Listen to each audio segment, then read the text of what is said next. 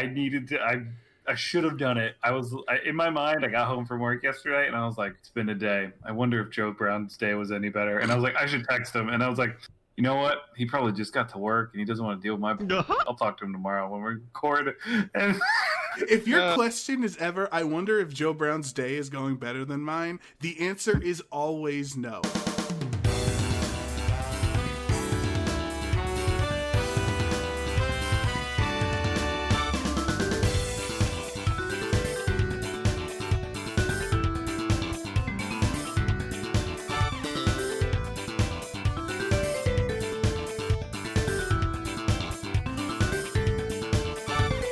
Hello, everybody, and thank you for joining us here on another steaming hot edition of A Cup of Joe's. This is episode 56. I believe I'm going to bet my life that it's 56. If not, it's been nice knowing you. My name is Joe Brown. I'm joined by my best friend, Joe Perry. Joe, Yep. how has life been treating you? Have you been climbing and falling with the best of them? I've been falling a lot more than climbing. I'll be completely honest. So, if anyone who's been living under a rock doesn't understand the reference, we're going to talk about Fall Guys, the new indie battle royale hit that everyone and their mother has been playing, so much so that the servers sometimes don't like to run. So we're going to talk about Fall Guys in this episode of Cup of Joe's. Joe actually has been playing Paper Mario, so we're going to have a little impressions or thoughts on that, how that's going for Joe. And then we're also, obviously, because anything Spider-Man related is right up this podcast alley, We have to talk about it. We're going to discuss. A legal requirement. Yeah, we're going to discuss the news that Marvel's Avengers, coming out next month, is going to have exclusive DLC content of Spider-Man coming in 2021 for the PS4, or for Sony platforms, I should say, because by that time we'll have PS5. And we're definitely, I definitely have some choice words on that conversation, as you can expect, Joe. Choice words. Okay, so let's start with Devolver Digital's new indie battle royale hit, Fall Guys. We can talk about the pros and the cons, and what we like about it, how it's taken like the Twitch streaming by storm, and everyone's talking about it on Twitter, all this stuff. I swear, Joe, if Fall Guys eats my jump input one more goddamn time, I'm gonna flip out. What does that mean, your jump input? Have you made it to the end when you've done like the hexagon challenge at the end of Fall Guys? Oh, I haven't done that one yet. Okay, but you know what I'm talking about, right? I do know what you're talking about. Okay. It literally, sometimes I hit X, I have it on PS4 because it's free on PSN, and it just doesn't jump. And I just fall to the next level. And like sometimes I'm just chilling. I'm doing really well. I go like one tile at a time, and like, I'm playing the metagame. I'm like, okay, if you hop from one tile to the next, like you take more time, so you're gonna stay up higher. But sometimes it just doesn't jump. It just doesn't input the jump, and I fall to the next layer, and I'm like, oh my god. So like I had literally 2 games today before we were recording where I made it to the final like 6 or 7 people, and I'm spamming X to jump, and my person just stands still, and I fall to the next layer, and I eventually died in one of them. Like one of them I finished 3rd. I was so close to winning, getting that first chicken dinner in Fall Guys, and it's just very frustrating. I had another time where my controller, it was the one where you guess like the fruits or whatever, like what tile the fruit are on. Yeah. My controller just didn't work. That time I could jump, but I couldn't move. Like I could change the camera with R3, but my L3 didn't work at all. So I could literally only hop in place, which was funny because I made it through the first round of it because the fruit happened to be the square that I was standing on. Yeah. But then after that, I'm like, oh my god. And then I had another game that kicked me out in the middle of a round because I lost connection to the servers. It's been a hot mess with Fall Guys. I'm not going to sit here and act like it's been all rainbows and, perfect or whatever. I understand their indie team, but there's been some serious connection issues. It's an interesting game. What is it? It's got, what is it? Each time you start it, it's a game of 60 people, Mm-hmm. I believe, right? Yeah. So, and it's like the way that two of my friends have kind of compared it to, and because I was like, I didn't know what it was. I only bought it, I think yesterday is when I bought it, and I only played it yesterday for like the first time. I played, I can give you the amount of hours I played it. I played it for about almost 3 hours yesterday, and I didn't really know what to expect. But essentially, what this game seems like is if you took a battle royale and then incorporated almost all of WarioWare into it. That's what this game Oh, that's a essentially great is. analogy. It's like that's what this game is. Just like a bunch of like beans running around in weird costumes, making weird noises, and like going through obstacle courses, going through like pattern matching. As Joe Brown said, like trying to stay on platforms that are disappearing, trying to make your way through it. It's a very silly game from how I'm playing it, and That's a good analysis. It is very silly. I would agree. Very silly. And what I'm getting at is like it's just it's interesting. It's a new spin on the battle royale, and I like that. But I was also like playing it, and I was kind of like, okay, I'm getting a little bored now of doing the same thing. Yeah. Like you die, you start again. You pretty much do the same map at the beginning every single time. I feel like it's like the best way to get. No, it's either the seesaw or like the spinning fans one. Oh, it's like either one of those. Let me tell you, Joe. I have never lost more faith in humanity than I did once I understood that people don't know how seesaws work.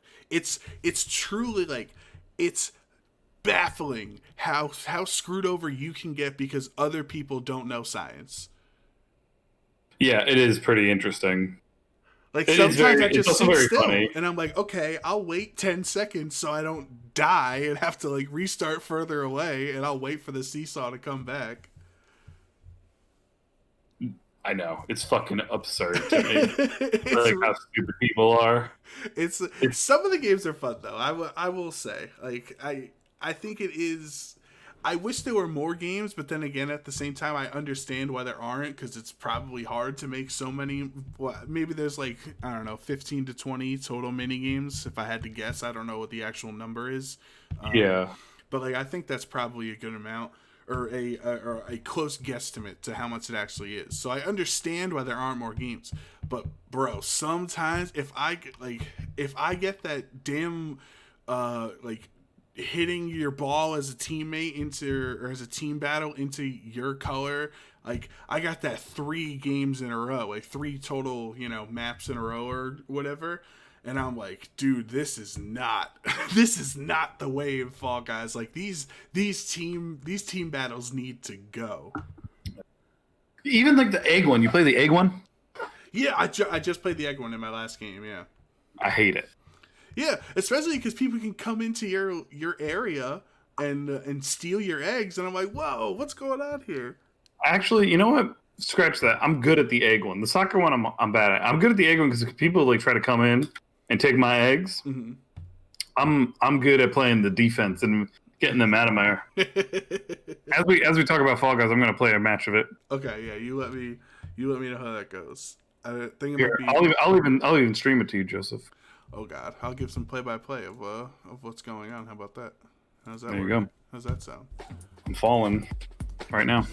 Can I? I'll turn my audio down. I'll keep audio on so everyone can hear it a little bit. Yeah, I think everyone can hear it a little bit. Hear your audio. Right. Hear your hoo hoo. Now you were saying everyone was a bean. My friends are playing as the Slurpee gang because there was like a 7-Eleven promotion and they all had Slurpees as their outfits. Oh man, I'm saying like when I say bean, I'm saying like your character actually looks like a tiny bean with legs and arms that wears costumes.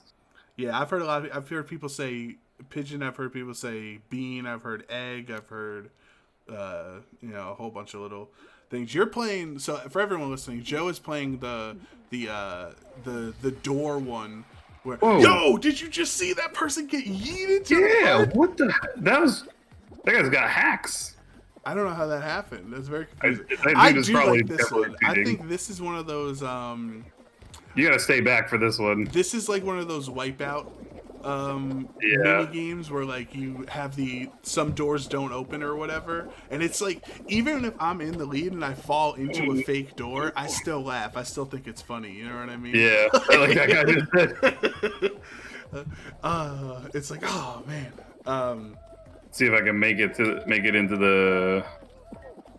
Yeah, but like, so first of all, some of the team ones are way too long, and they're just not. Oh fun. my god! Like the stealing the they're tail, not. the 15 different iterations of stealing the tail are super annoying.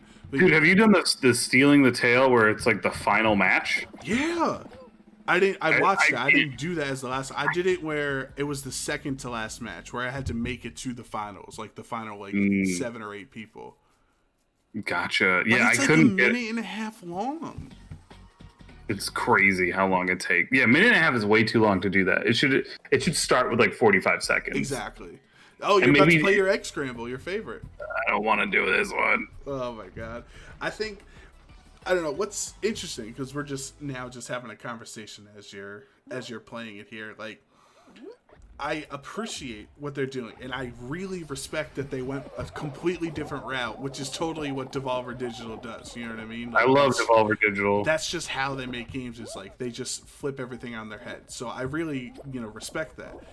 But like, man, releasing this game like on launch to PSN for free with 100 million PS4s in the world, like, and you're an indie developer who has like a dozen people working on your servers, like, I don't know if that was the best idea, because like my online experience has been rough. I've had 2 games where I was kicked out, not because I lost, just because I like disconnected to the server. You know what I mean?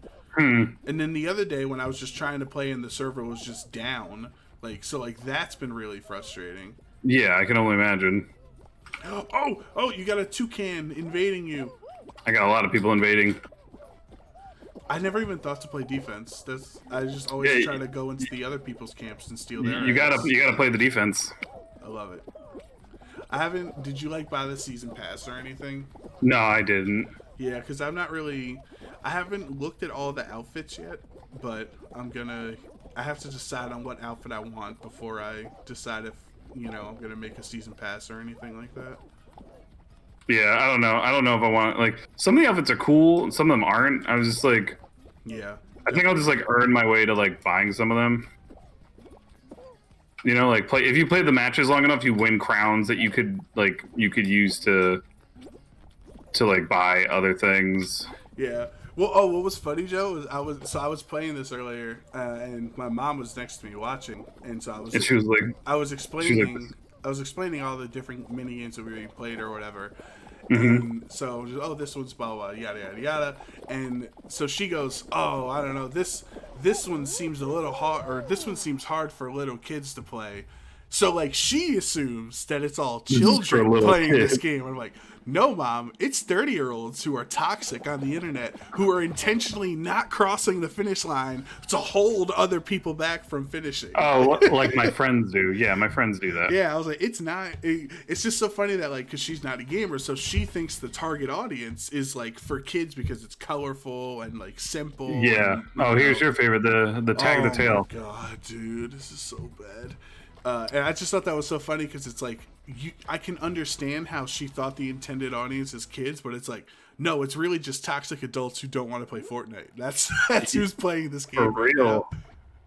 Right, I don't know. I think Devolver is like very good at what they do. Like I think they know what they're doing. I still got the tail. I think they know what they're doing. The individual tail one, not the team tail one. But this one's even more stressful because at least in the team one, you can have some people aren't going after you. Oh. Let's try to grab that tail. The other one that's you're right. You're right about that. The other one that's funny is the Get Jinxed one. That one's just a disaster. Because everyone is like memeing that it's just like coronavirus the minigame right now. Like really? It's just like the worst time for that minigame to touch one person and then infect another person and like Obviously, that's not their intention of it. But I don't know. I think most of the team games just gotta go. I'm trying to think of. I'm trying to think of one. I can't even think of one that I like. That's a team game. I like the Tail team game. No, I don't like. Again, it's too long. You've already been doing this for a minute, and you still have 20 seconds left. I'm about it. It's just too stressful. I also see that people like to stand in the middle up there where that big thing is. Like they stand on the inside of it because they know it's hard for people to not get hit by the big hammer. Yeah. So that's like another metagame thing. Oh, 3, 2, 1! Oh, you wow! Qualified. I'm so I didn't think I was proud gonna do of you, that, Joe. Yeah. As I continue to play this, we won't continually talk about Fall Guys, but I do like the last thing. Have you done the one where you have to like climb, like I call it the aggro crag? Where you climb the aggro crag to get the crown? Oh no, I have not been lucky enough to do that one yet. Literally all of my so I've made it to the final round 3 times so far. And 2 of them were the hexagons, where one of them I should have won, the other one I didn't deserve to win. Gotcha. And then this one you're on right now with the invisible blocks, this was my last one, the tiptoe. I hate this one. Tiptoe, this is one of my favorites, honestly. I hate this one. It's so I'm not going funny. first. Literally, like, I had a moment where I had maybe like 5 or 6, I was in first place, I was leading the charge, and I had 5 or 6 How was that guy doing that? correct tiles in a row. And I felt like a god. I was like, oh, like I was freaking out that like I guessed right 6 times in a row on what the what the real tile was. It was so funny. Damn it. No, Joe. Yeah, that's always that guy is like, I don't know, that guy's cheating somehow. He has to be. Yeah, he literally just yeeted forward twice. Yeah. He has to be cheating. I don't know how you can do that. Damn it. Yeah, this is always awkward because like you have people like standing in one area and like waiting for somebody else to go there first. you go. Oh, you're eliminated. You are not the fall guy. Definitely not the fall guy. All right, Okay. that was fun. Yeah, that was fun. Oh, I got the pigeon. I'll put that on. There you go. Now it makes sense when you go, ooh. Ooh, ooh, ooh. Okay. But yeah, so Fall Guys is a pretty fun game. If you guys haven't checked it out, it's on Steam. You buy it for $20. It's free on PlayStation right now, and I'm sure it's $20 on Xbox. So you can check that out. I don't think there's cross-platform play. I don't think there's cross-play. And there is not cross-progression. Yes, that's true. Which Speaking of Devolver, yeah. Devolver has been kind of like fucking putting in the work right now. What else they released, I think, 2 games in the past, or they released 3 games in the past 3 weeks, I believe. Really? Yes. One of them is a free to play. The other one they announced a while ago. Let me see. So essentially, Devolver released Five Guys. Well, August 4th is when they released Not Five Guys. 5 Guys. Fall Guys, the Ultimate Knockout.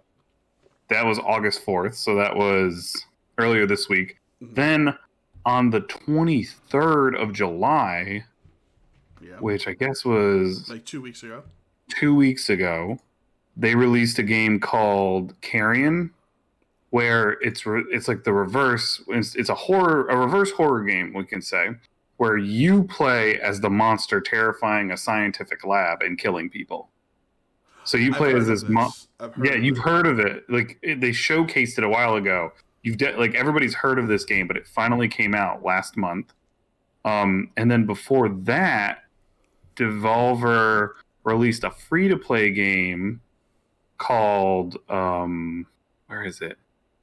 Devolver Land Expo on July 11th. They released this free-to-play game called Devolver Land Expo, where you essentially are going to a Devolver conference, like a Devolver conference, and it's been closed because of whatever's happening. So you go in there and it's completely empty, and you have to start fighting all the exhibits. Oh, I did hear about this one. I heard it was like really meta. Yeah, because it's Devolver. You Yeah. like have you watched Devolver's like Yeah, Joe, we've had conversations about how I don't like you Devolver's don't like yeah. press So conferences. this game is essentially just their like things just in a game form. Right. So I think Devolver's like on it. They're They're doing killing it it. up. They're killing it. And they make good games too. You know? Yeah, they make very good games. But if you haven't checked it out, go check out some of these games. They're very fun. I'm always a big fan of Devolver Digital's games, but yeah. Next up, Joe Brown. Yeah, I what's know up next? you've been holding it in because you love our boy Peter Parker and his web slinging abilities. He's Tell us our friendly neighborhood Spider-Man. our friendly neighborhood Spider-Man. Kind of give us the idea of what has happened with our boy Spider-Man. Well, Crystal Dynamics has been creating a game that we've all been waiting on for years at this point, which is Marvel's Avengers. And at first, people didn't know what it was. We didn't know what type of Avenger game it was going to be. Now, the more information has come out, and there was a beta test this weekend where people were playing it, and more, review copies are being sent out because the game comes out next month. It comes out in September. Is like, I don't like using the word where it says Destiny-like, but it's just the easiest way to compare a game to it. So you play as different superheroes that have different roles, and you have missions that are like strikes you had in Destiny, and there's a campaign, and it seems like it's a lot, a live service game or a game as a service that's going to have constant updates and extra content and things like that.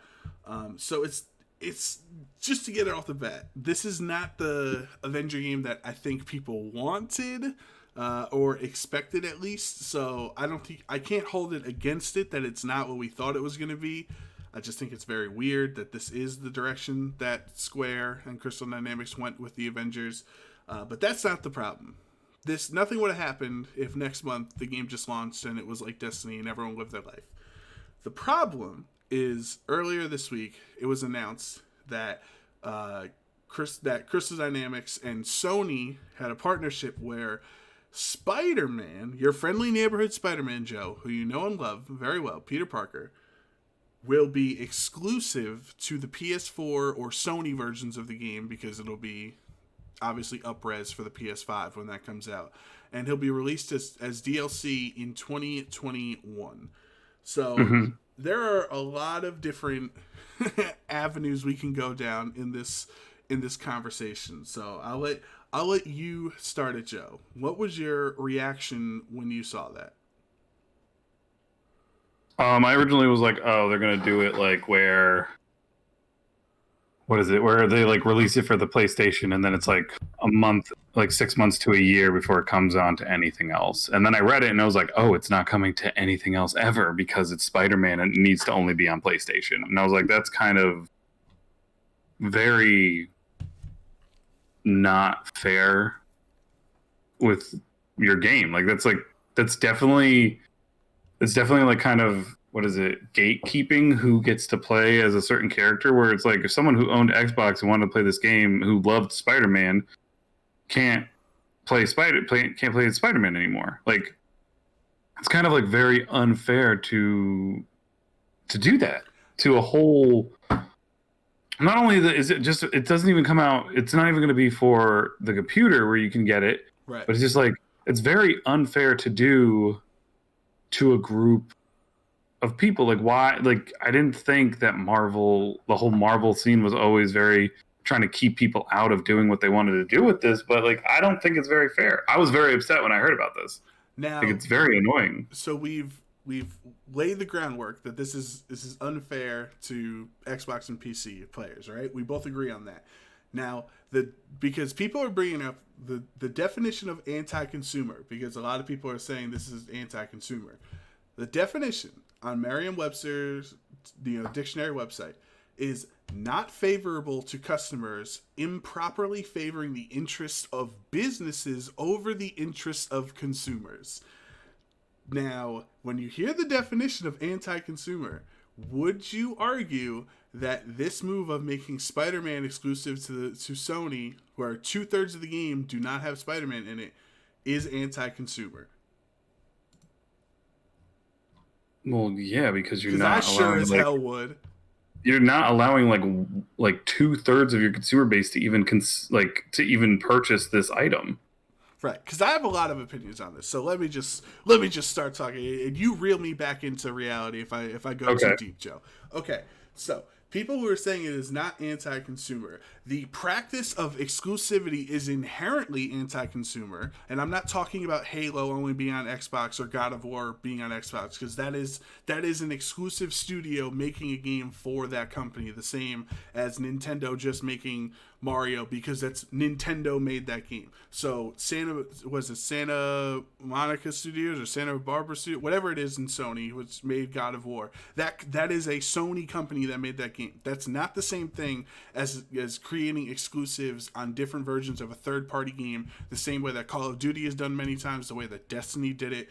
The way it happens a lot where you have exclusive content. So inherently, the idea of exclusive content being provided to certain platforms that other platforms don't get is inherently anti-consumer. Then, on top of the fact that this is goddamn Spider-Man, Joe. This isn't like Silver Surfer. This isn't like, Squirrel Girl comes to Xbox exclusively. This is like arguably one of the most iconic characters in the world. You could go to somebody in India, you could go to someone in Japan, you could go to someone in, I don't know, Australia, wherever you went, they know who Spider-Man is. So, like, the argument that, like, oh, it's not that big a deal because it's just one character. Like, this is like if Mickey Mouse or Pikachu was only available in one version of a game that had 3 versions. You know what I mean? Yeah, it's like, what is it? It was like if, going back to your Pokemon analogy, it's like if Charizard was only available in Pokemon Red and Blastoise was only available in Pokemon Blue. Like, that's how, I guess you can kind of say it like that. Right. But it's just like, you can't. Or it'd be like if they made it here. It'd be like, because this is Marvel, and Spider-Man is the poster child for Marvel. So everyone was already curious as to why Spider-Man was not in this game. I know he's not an Avenger, but he's in all the Avengers games over the last 15 years. So you can essentially say that he's at least a video game Avenger because he's so popular. This would be like if they made a Pokemon game that didn't have Pikachu in it, and then they say 6 months later, Pikachu's only coming to one version of the game. That's what would be equivalent in this situation. And you weren't allowed to trade him. That's the other thing that might be important, is that you would not be able to trade the characters. So that also, that leads to questions, because this is a game, this is a live service game. So eventually the idea, or something that will help the game stay afloat, is cross-platform play, because they're going to need the player base. Because it's not going to be big enough if it sizzles out. You're going to need Sony and Xbox to play together, or PC and Xbox to play. So if I'm on Xbox and I literally cannot be Spider-Man, like, I'm at a disadvantage there in my team strikes or whatever, because I can't play a hero that someone else on PS4 can. Then, oh god, I had so many thoughts going into this show. I'm trying to get them all out coherently here. You were saying how in an article we read that was posted on Polygon by Ryan, I'm gonna say Gilliam. Yeah, I think. Sorry, that's the name of it. Ryan Gilliam is the author, where it states that all of the characters feel so different that it's like a unique kind of thing to play as each one of these things. Like, not everybody has like the same mechanics. Right, they're not just reskins. So playing as Spider-Man is a completely different feeling than playing as Iron Man, which of course it should feel like that. It's not kind of like fair to do it like that. It's not fair to close off a unique experience and only give it to a subgroup amount of people to play it. Jim Sterling had a great point on this, and he made a video on it. He said, instead of all the headlines reading Sony or PS4 players gain exclusive content for Spider-Man DLC, what it should say is 2/3 of the product receive significantly less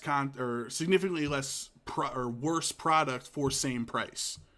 Because that's what it is. This is literally 2/3 of the people paying the same price for the game receive less content. Because other people made the argument that it's just additional content anyway, and who's going to be playing in 2021 6 months later? So like, who really cares? It's like, well, that's not the point. You can't say, oh, well, the game's going to flop, so it doesn't matter that Spider-Man is exclusive. Like, it's about the principle of the situation, and people will come back in 6 months on the PS4 or PS5 technically to play as Spider-Man because they get the DLC for free. If this is actually one of the only times where I think it would have been more understandable and more acceptable if the DLC cost money. So like, the fact that they did something pro-consumer where all of the DLC for this game is free and the content updates are all free, actually makes this worse, because that means there is no additional barrier to entry except to play as Spider-Man, except for the platform that you're playing on. You get what I'm saying? Like, it would actually be better if Spider-Man cost $5, because then Xbox can say, okay, well, at least we didn't have to pay for it. But now you are actually you're purchasing a product that has less content in it compared to the other version. Yeah, exactly. And then the other thing I heard on when I was listening to Kind of Funny Gamescast, they have one of their like loyal listeners. I think his name's like Nanobiologist or something. He's an Xbox player, and he pre-ordered Marvel's Avengers. And the real scum of it, over last weekend, was when his card got charged for the pre-order, right? Mm-hmm. You know how like sometimes you purchase it but it doesn't run your card yet. So last weekend he got charged for the $60 purchase because he wanted to pre-order it or whatever. And then this week they announced that Spider-Man was not going to be on Xbox. So they did that on purpose to get your money, to make you commit to it, because they know as soon as it came out that Spider-Man was on PS4, people would have swapped out from Xbox to PS4. So that's another incredibly shady thing that they did. Yeah, it is. But you can still cancel it. You can still cancel it. I understand, but it's still I'm saying inherently a bad thing to do as a company, as a business. Oh yeah, definitely. So I guess I can read a little snippet of the article here. So from Ryan. Go for it. The unique nature of each of the Avengers makes me that much sadder about Spider-Man's exclusivity. If the heroes all played similarly with few ability tweaks, like in Marvel's Ultimate Alliance 3 or Lego Marvel games, I could stomach the exclusion a bit easier. But with Marvel's Avengers, denying Xbox and PC players access to Spider-Man is like Blizzard announcing that the Barbarian will only be on Xbox consoles when it launches on Diablo 4. Players love these characters' personalities, yes, but they're also effectively entire RPG classes. Every hero has unique skill trees, different abilities, their own sense of mobility, and different stories. But non-PlayStation users won't see any of that for Spider-Man, and that sucks for Spider fans who don't own a PlayStation or want to play on another console to be with friends. Fans of Marvel's Avengers subreddit expressed frustration over the exclusivity deal. One player with a physical disability noted that they can only play on PC and were sad to not be able to play their favorite Marvel character. It's unclear whether Spider-Man is a permanent or timed PlayStation exclusive. Crystal Dynamics' explanation of Spidey's exclusivity did little to alleviate players' concerns. A comic book interview with Crystal Dynamics co-head Scott Amos conveyed that Sony holds certain rights to Spider-Man, and so Crystal Dynamics made Spider-Man just for Sony players. Amos finished by saying, "We're making this game for everybody." But it's not. Most of Marvel's Avengers is for everybody. All of it is for PlayStation players. I think that's a really good way to put this, is that if it was just a reskin for free DLC, it wouldn't be a big deal. But he's probably going to play differently because it turns out the game is actually better than people thought it was going to be. So it's like doubly disappointing. That's like, oh, you pique your interest because, oh, it's actually better than I thought it was going to be, but I'm not going to be able to experience it. And think about I think that's interesting with the player with the disability. You know how Xbox has that like special controller thing that you can map all the buttons to however you want for accessibility. That doesn't work. That doesn't work on PlayStation. So that person, if they want to play as Spider-Man, they literally cannot do it. Yeah, exactly, and that's very unfair. It's not fair to do. And I think it's a very stupid move on their part, and I feel like it's going to come back to hurt them in the long run. No, I don't. I think it's going to help them. I think this is how it works. You know the amount of people that were going to play it on PC or Xbox that just now will buy it on PS4 is massive. Because, oh, well, that's where he is. That's what, like, people were like, oh, this is just like what Destiny did when it first launched with the exclusive strikes and guns and it. And I'm like, do people not remember how unfair the difference in vanilla Destiny was from Xbox to PS4? Like, you got a worse product on Xbox One. You didn't have, what was it, Hawkmoon? I forget what the exotic was. You didn't have certain exotics. You didn't have certain strikes and certain missions on Xbox until a year later when it wasn't relevant anymore. Like, using Destiny as the defense in this situation makes your argument look worse because people don't remember how unfair those exclusives were with Destiny. Yeah, definitely. Yeah. It is. It's just like an absurd thing that they're doing. And Square Enix and Crystal Dynamics, they don't get out of this scot-free, Joe. Like, they deserve some of the blame too, because they have done this before. If you remember, do you remember when Crystal Dynamics made the Rise of the Tomb Raider sequel, where it was Xbox One exclusive? Yes, I do. Okay, they absolutely gutted that game because the first remake came out on PS3 and 360, and then they made the second one an Xbox One exclusive. And at that time, there were significantly less people that had Xbox Ones than they already don't have now. If you understand what I'm saying, yes. Like it was even more unpopular than it is now. So they took the additional money from Microsoft to make less people play their game, and then a year later they released it on other platforms with the most it was such an asinine name. It was like Rise of the Tomb Raider 20th Anniversary Edition. So people thought it was like a remaster of the first game from the PS3 and the 360 because they didn't know it was a sequel. Like, I don't know if you remember this timeline. I don't, because I remember I pre-ordered that game because I liked the first one so much that I pre-ordered it, and I said, "Can I get it for PC?" And the guy was like, "Yeah, but don't you want to get it on like the Xbox? You have an Xbox?" And I was like, "Yeah." He goes, "Don't you want to get it on the Xbox like a month earlier than all the other consoles?" So I thought it came out a month after. No, it was that a it year originally later. came out. It wasn't. It was like, it was a year really? later. Yeah, and they made it the 20th anniversary edition or whatever on the additional consoles. Really? So they flubbed both launches of it. They made it so no one was able to play it the first time around, and then the second time around, no one even knew that it was the second game when it was finally released on PS4.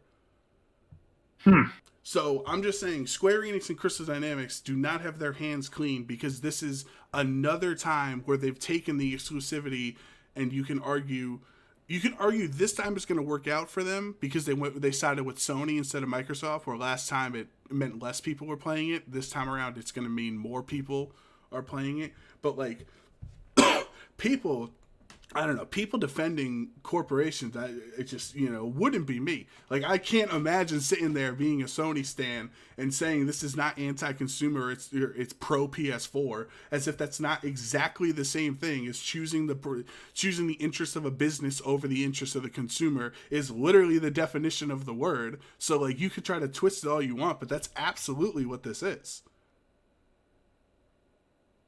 It is. It's, oh my god, it's like super annoying. Like, I don't know why they would do this, because it literally feels like you alienate like a huge part of your consumer base, and it's not fair to do that. Right. Especially a month before the game comes out. If they said this 6 months ago, it'd be, I guess, a different story. If they said this on E3 last year or something, I guess it's a different story. But, like, if we're a month away and players are already being charged on the Xbox version, I know you can cancel it, but I'm just saying some people won't cancel it. So if they're already being charged for it, and then after they're charged, you announce that they're receiving a lesser product, that's really unfair. It is very unfair to do that, yeah. And like, it's just a flat out lie where Amos says, "Oh, Sony owns exclusive rights to Spider-Man, so we're keeping it on PS4." It's just not true. There were 3 different Spider-Men in Marvel's Ultimate Alliance 3 on the Switch last year. There was Spider-Man, there was Miles Morales, and there was Spider-Gwen. So that's also categorically not true unless there's some super secret background deal that nobody knows about, where everyone knows that Sony owns the rights to Spider-Man's movie distribution or appearances or whatever the correct term is. no common knowledge contract that says that Sony owns the video game rights to Spider-Man 2. Nobody is aware of this, and they're just playing it off as if it's true. And if it is, it's like the best held secret in the world, because it's just not. It's not how it's been. There's been Spider-Man mobile games. There's been Spider-Man on the Switch. There was Spider-Man on the 360. There was, you know what I mean? Like, it's just not true. Yeah, you're right. We can keep going down this rabbit hole all you want, Joe Brown. It's going to come out to the same thing. It's not fair. It's not true what they're trying to like justify of doing it. It's just not. It's not a good time all around. No one likes it. Except for people. Go ahead. You're gonna say except for people on PS4? Yeah. Yeah, because but they're not really. You know, they were gonna get it on PS4 anyway, so they're just like rewarded for being loyal or whatever. It's not like they didn't need this. Whatever. I was gonna say I was already on the fence with this game to begin with, because like I cared more about the campaign than these like rotating strikes or whatever, like it's Destiny, and it seems like that's more of where the game's efforts are made into than the campaign. So I was already on the fence, and it's like it's things like this that make me not even want to buy the game next month. Yeah, I know, and I kind of want to buy it, but I kind of don't want to buy it because I'm a fan of Spider-Man. I want him to be in my game. Right. Maybe this backlash will cause them to maybe rethink the idea, but who knows? Who knows? But I don't know. Let's talk about folding paper, Joe. Let's talk about origami. Let's help us calm down by doing some origami and using the 1,000-year folding technique to help us relax. Okay. You think that's a joke? That is something you do in Paper Mario. It is the I remember the 1,000-year door. Exactly. That's why it's the 1,000-year folding. Oh, okay. So I've been playing the new Paper Mario game. I have it right here, Paper Mario Origami King, and I'm enjoying it. It's very fun to be playing as Paper Mario again. The last time I played as Paper Mario was back in Paper Mario 1,000-Year Door on GameCube, which I don't even remember what year it came out. But some people say is the best Paper Mario game ever made. Most people would say. Most people would say. It's a very fun game. Has a lot of good mechanics in it, a lot of good character development, and a lot of good characters in it. This one is very fun as well. It is very different in the sense of how you play, though. They pretty much took away the entire... I feel like they took away a little bit of the RPG aspects of it. The combat system is very different, but the combat system, I think, is pretty fun. If you do mess up during the combat system, you are severely punished for it, though. I will say that. If you do not kill pretty much all of the enemies on your first go around with it, you could get demolished and die pretty quickly. But the story behind it is pretty fun. It's a funny game to play. It's relaxing. It's interesting. It makes me want to 100% it because I'm looking all the toads. You have to find all the toads in this game because they've been folded up into origami animals. They've been crumpled up into little pieces of paper. They're hiding in trees. They're stuck on flagpoles. You also need to find all of the ripped scenery that's around. There's holes in the ground. They call them not so bottomless pits, I believe is what they're referred to. And you have to throw confetti on top of them to fix them. You also are in charge of finding all of the hidden question blocks to knock and hidden treasures throughout each area of the game. So it's I'm very much enjoying it. It's a very fun game. Like I said, the only thing that I don't really like is the combat system gets a bit tedious because it's the same thing over and over and over again. The art, the elements of the RPG were kind of taken away with you don't upgrade items. You just have these items that you use against certain enemies and they break after a while and then you have to buy them again. Kind of Nintendo, I feel is using that mechanic a lot in some of their games where it's one guy is just he's infecting every other development with that mechanic. Yeah. You get shiny boots and I'm oh cool, I got the shiny boots. And I started using them and then they started getting they change colors. They go from green to yellow, and then it will have a red X on it where it's like getting low, and then it'll break in the middle of combat. And sometimes it's like you needed those to help do the most damage on the enemies that you're fighting. So when you lose those, you're like, well, now I can't kill these enemies in one hit anymore. I need to figure something else out. But the whole like part of this game is like you have to line up everything is put on a circle that you have to like move all of the pieces of the circle to line the enemies up in a certain way to get the times 1.5 bonus on damage, and it allows you to hit the enemies all in a row, which is fun to do as well. Like you just bounce on every single enemy on the way down, or you hit your big hammer on top of all of them. It's a very fun game. You're pretty much the main like story behind it is that you get to the origami festival, which is held at Princess Peach's castle every year, and you're going to it with Luigi, and you get there and you go to meet Princess Peach, and Princess Peach is not her normal Princess Peach, Paper Mario Princess Peach. It's now this origami folded princess that is kind of terrifying, and she drops you into like a cage. And from there you learn that this origami prince has come and is folding everybody and making an origami army. You actually like help Bowser because Bowser's folded up in a certain way where he can't move. You learn about the 1,000 year fold where you now all of a sudden grow these like it goes like a 2D shot, and you grow like these huge like paper-like arms where you're either going to rip part of the wall down, you're going to smack something with your long hands, and that's kind of cool because they use the Switch like movement mechanics. So you have to either like throw your hands up or like bring them down really quickly, or sometimes you're like flipping something, so you have to like flip your hands up in a certain way to make it do what you need to do. So it's I kind of don't want to say too much about giving stuff away in the game. Like you have to follow the different ribbons to help unlock the castle again to get yourself back on track. And it's just a fun game, fighting all the same enemies. Some of them you team up with, like some enemies you team up with now because you and Bowser are kind of working towards a common goal. But yeah, I was going to ask you about the humor, because I know that like the Paper Mario series is always known for its like, you know, cheeky dialogue and in characters and stuff. So like how's the humor in this compared to other games that you played? It's there. The other thing I kind of don't like is I have like usually you have like a companion that helps you do stuff. I have one right now, but I don't get to choose what they do. They just do whatever they want. And a lot of the times in like the bigger like in the more important areas, they don't even follow me in. So, like in the older Paper Mario games, you could use like the turtle. You can use, or the Koopa. You can like use him. You can press a button, and you can use him to like hit enemies from a distance. Or the Babam, you can like use him to explode rocks, or certain things like that. Where now I just have a Babam that's following me all the time, and he just says like silly things every now and again.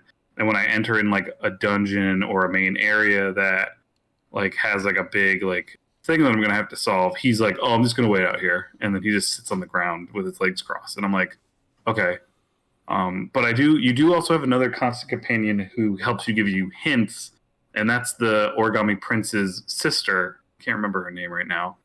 So she's like with you, helping you solve all these issues because she can't believe that her brother would do such a horrible thing, and the humor's there. There is humor there. It does make you laugh.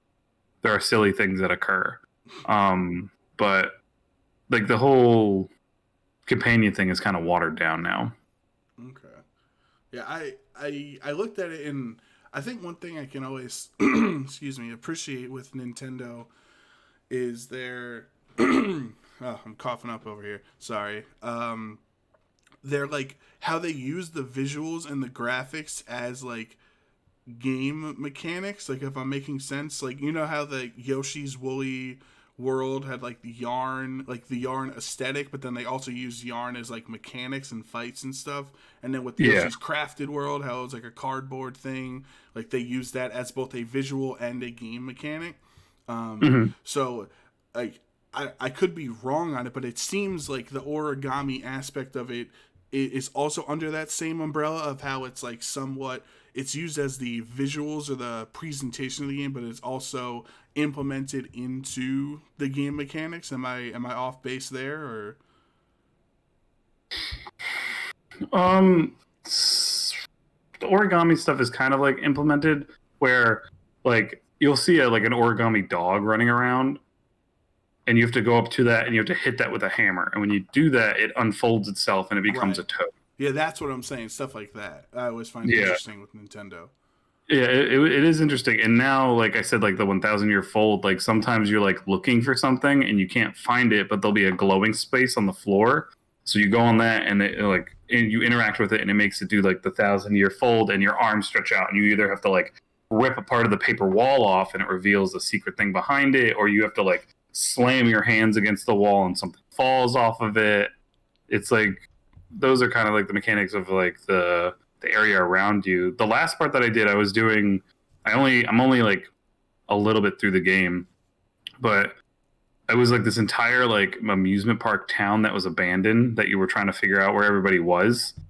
And it was kind of interesting. You had to do like a lot of things in a series of steps to get to where you needed to get. Like these dry bones are throwing around a bone, but you need that bone to give to the Chomp Chomp that is guarding a certain area. You can't get past the Chomp Chomp unless you have the bone, and you can't get the bone from the dry bones unless you give them something to throw. And you need to give like these shurikens to a store to win the baseball, but you don't have the shurikens, and you need to figure out where to get the shurikens. There's a ninja school, but there's one guy that's standing outside the ninja school, but he brought his shurikens because that's what he thought they were practicing today, but they're actually practicing their bamboo like pipe snorkeling, but he doesn't have one of those today. So he's like, I don't want to miss my lessons. And you need to figure out where you can get something like that to then go throughout these entire other steps to figure out where you need to get that. You know what I'm saying? Yeah.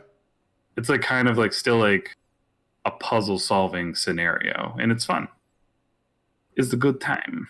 And even the bosses are very unique and different. You go through one part of the level having to fight like this ancient kind of